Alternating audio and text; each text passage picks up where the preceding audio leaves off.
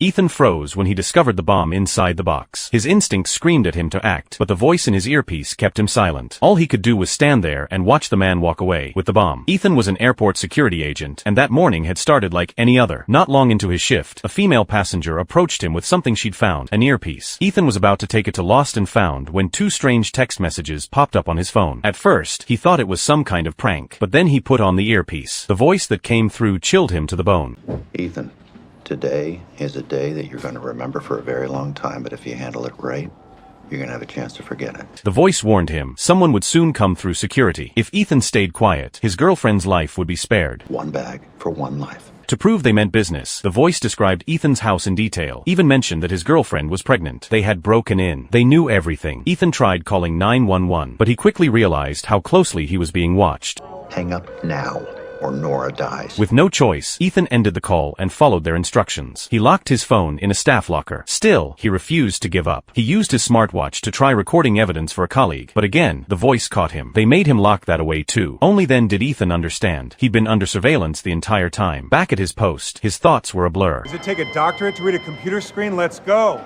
A frustrated passenger snapped at him, but that gave Ethan an idea. While checking the man's luggage, he discreetly used a security pen to write a help message on the back of the passenger's ticket. Then he called his colleague to verify the ticket. Just as it seemed the plan might work, a man, tall, cold, unknown, bumped into his colleague. Seconds later, the colleague collapsed. The stranger picked up the ticket, looked at Ethan, and stared. No words were needed. This was a warning. Ethan retreated to the break room, trying to process what had just happened, but the mysterious man found him again. He warned Ethan to stop resisting, or more people would die. Ethan returned to his post. The man the voice had spoken of appeared. He placed a suitcase on the conveyor belt. As it passed through the scanner, the monitor lit up with alerts, dangerous contents, high threat level, but Ethan couldn't say a word. He watched helplessly as the man moved through security. Hey!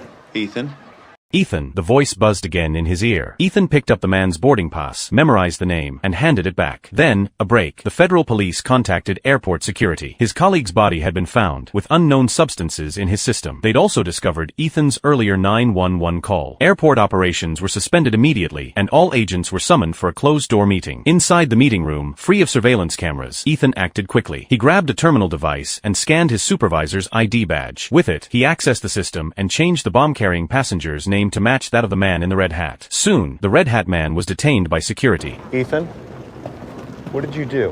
Why'd they pull my guy? Ethan played it off, saying it was just a random screening, nothing to do with him, but the voice wasn't buying it. The threats returned. Nora's life was still on the line. Looking at the man who had been haunting him in person, Ethan couldn't take it any longer. He tore the earpiece out and ran. He had to find his girlfriend. If she was safe, maybe this nightmare could finally end. When he found her, she was confused and scared. She thought Ethan had lost his